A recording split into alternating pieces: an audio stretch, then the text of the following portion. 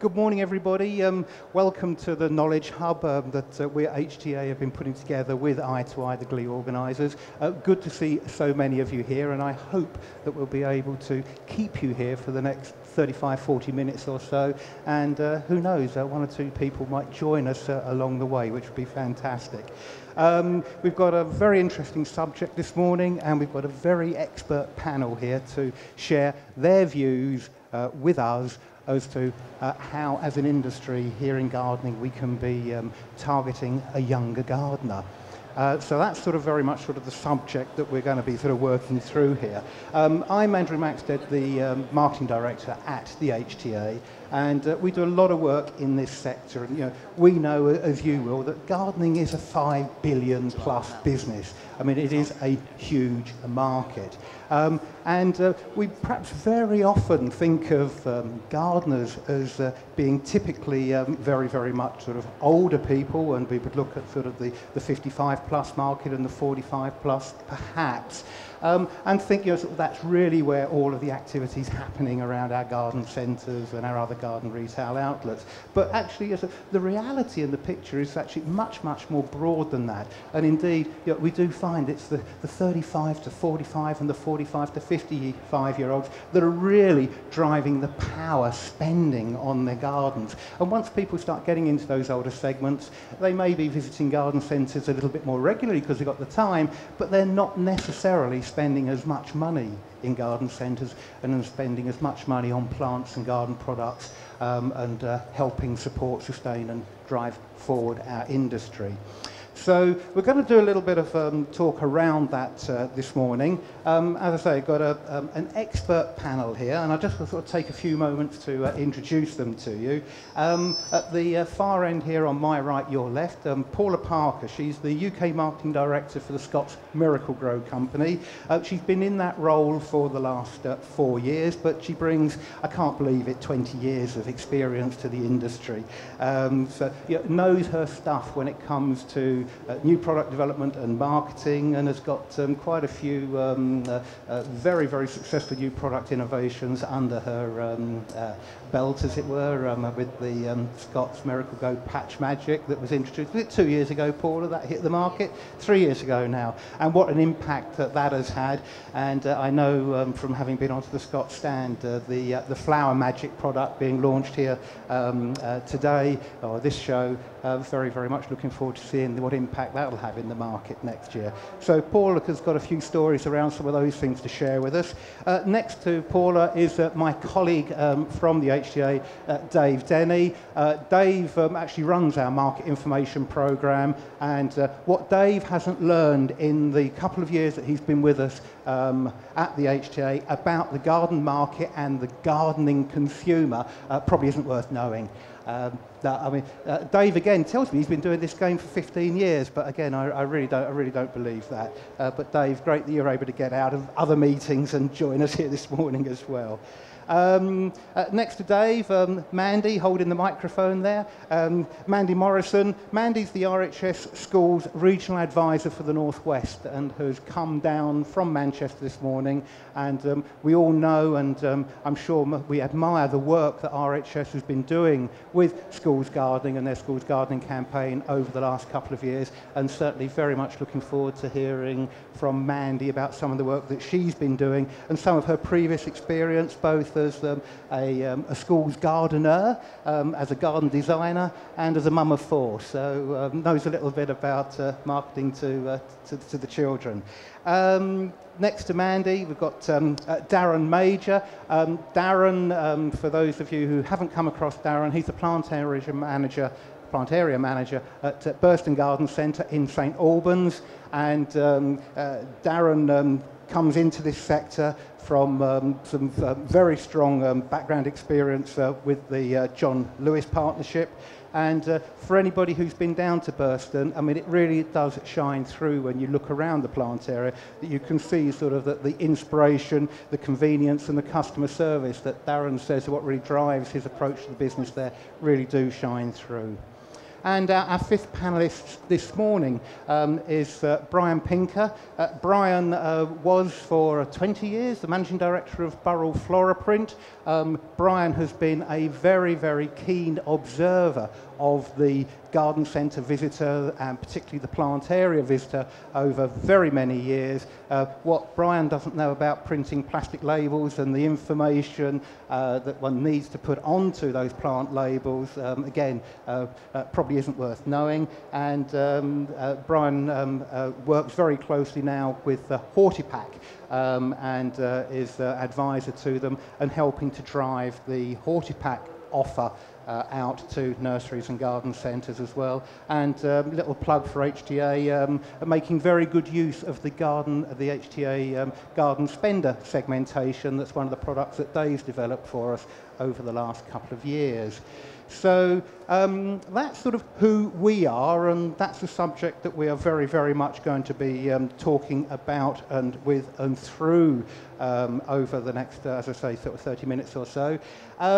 We'll start off with an easy sort of starter for 10. I've got some questions here that various people have put through to me. We've got what I think is, I hope, is quite a sort of an easy, soft question to sort of get things going. But just because I've got a little stack of questions in front of me, that doesn't mean to say that you can't ask questions yourself as well. I very much hope that you will do that. And we do have a roving microphone, which is at the back there. Yeah, well, wave there. So if you want to ask a question when I call for them, please do, and I would just ask, please, do wait until you've got the mic before you start answering the question, because there is an awful lot of background noise, and I wouldn't want anybody to miss out on any of the pearls of wisdom that panel members are going to be able to share with us today.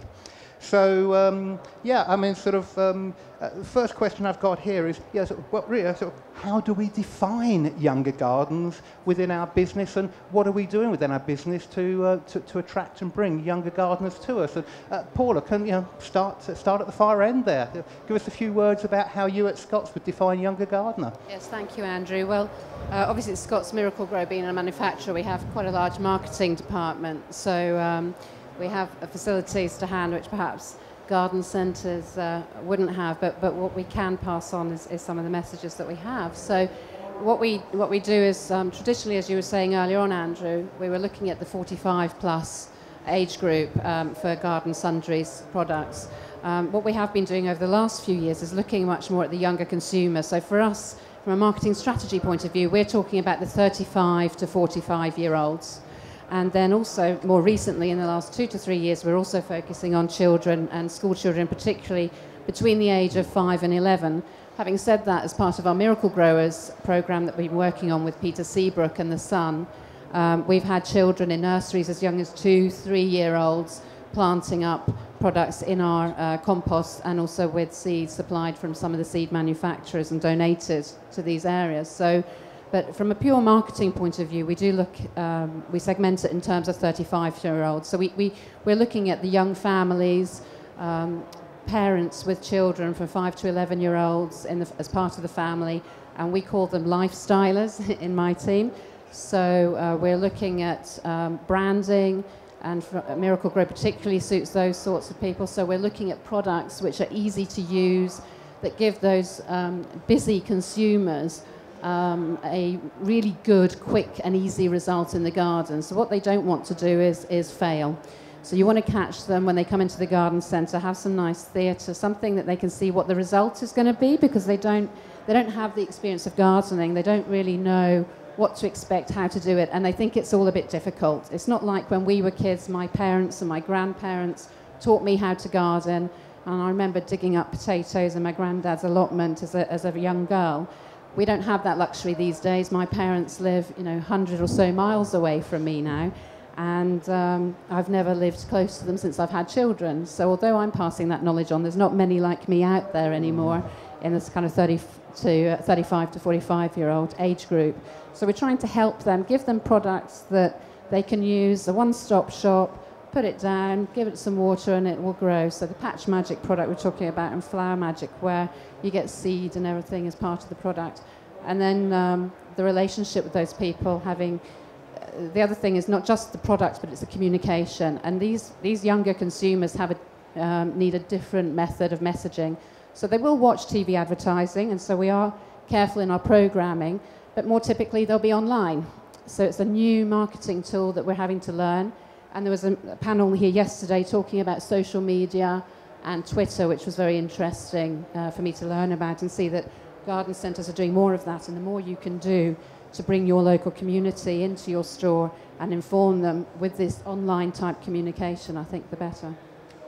Paula, thank you very much indeed for that, and you bring in some very useful points there about communication and the new tools that we're all having to learn. Perhaps we could just pass the baton to Mandy and just ask Mandy to give sort of an RHS view on how within RHS you see younger gardeners.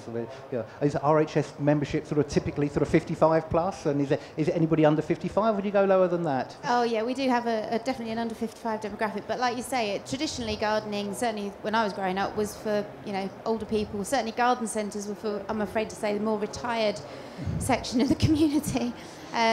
Whereas now, we're pushing the message through into the schools. We've missed a generation, as you said, and we're trying to get children just to have an absolute passion of gardening. Personally, I grew up not really understanding it till I was in my late 20s, grew a seed, got the bug, was absolutely smitten with it, and decided to work in the industry. And I think if you can get kids of that age to get the bug, if you can get out there into schools, you can incorporate into the curriculum with the ideal thing, actually get the teachers embracing it, the whole school's embracing it, is what we're trying to do. But get the kids outdoors, healthy environment, growing, possibly stuff they can eat, which is even better. So you've got the nutrition aspects of it as well. But just if they can get the bug, they will then, as we were saying before, I've got parents coming up to me at school saying, I want a word with you. And I'm thinking, oh God. Because of you, we've had to go down the garden centre and buy, I will not say how much stuff, compost and pots and raised beds. And they're actually smiling, though, because they've said, we've had a brilliant time. Kids come home from their school gardening club with a leek or a strawberry or something, and it's generated this amazing push then for the parents to have to go and get organised and get out there in their own back gardens and do the same thing. And from your point of view, that's obviously great news. And I think it's a really, really powerful thing that shouldn't be ignored on the retail side of things. Okay. Mandy, thank you very much indeed. But let's just keep coming along the road. Let's move to Darren. And at Burston Garden Centre, Darren, how are you defining young gardener and what are you doing to attract them? Well, it has to be said again that the average age of our customer has dropped. We still have a two-tone client base. We have a Monday to Friday customer, which tends to be the 55, and then we have the weekend customers, which is dropping down to 35 young families, which comes hand in hand with the children, and they're coming in with their children. So the key thing that we've spent a lot of time doing is listening to our customers and not just listening to their questions, but listening to them as they're walking around the centre and finding out what their problems are and reacting to that. So obviously providing things for keep the kids entertained while the parents are having a look around. So we have little wildlife hunts, colouring competitions and all this kind of stuff, all focused on wildlife and growing and such like. But also providing an easy environment for the parents as well, because the parents are less experienced and have less knowledge than their parents and their grandparents. So it's providing plants and marketing plants in a way in which they can find what they're looking for, providing good grow your own. There's still good grow your own sales out there if we can get the schools involved, if the suppliers are gearing their products towards children as well, then we're just creating a happy little family vibe really, and that's what we're trying to do at the garden centre. It is a place for all of those people. I particularly like, Darren, the importance you're attaching to walking your own plant area and listening to your customer reaction to what you're doing and getting that very, very instant feedback. Earwigging is worth its weight in gold. Earwigging, absolutely. Thank you very much. Brian, you've been a very close observer of gardening and garden centres, plant areas particularly over many years. What's your take on this question? Well, I think firstly you have to remember that young is a relative term. I've at the moment got a 95-year-old mother at home who will be frantically gardening at the moment and sees me as the young gardener, which I have to do when I go home and help her. But the reality is that the young gardeners are also even the people at 25, 30, like, say, my daughter, who suddenly goes out, actually buys her own home, then goes and buys a few grow-your-own patio plants, and actually has fantastic success, and actually then starts, hey, Dad, I'm beginning to understand what you like about the gardening, because you're always thinking about the future and thinking about tomorrow. So the reality, though, I think, is the young people you really have to get into are the 5 to sort of 11-year-olds, because it's rather like the banks that try and hook you to the first bank account, and then once they've got you for life. Well, we really want to get the young people